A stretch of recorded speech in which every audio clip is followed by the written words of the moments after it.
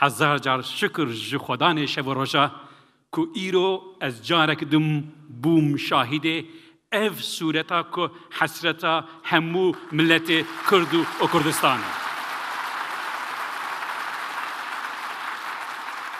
Ew kesê ku keda wî tê derbas bûye ji dil û can ez spasiya we dikim. Bi navê Xwedê, ji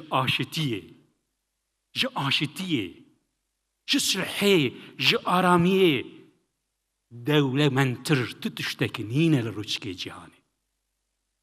Ya herî pîroz, xebata silhê ye, ewa ku ji kûraya dilê însan ji kûraya dilê mirovayî tê. Cenab-ı Hak Mesrûr, Serokê Herêma Kurdistan, Serokê Hikûmeta Herêma Kurdistan. Ez dil û can spasiya Cenab-ı we dikim.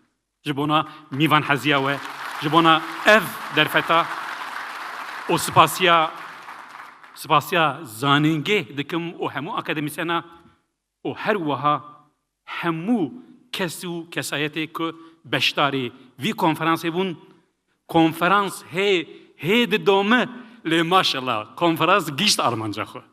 Konferans diyalogê pêk haniye, konferans sûretekî hêviyê carek din.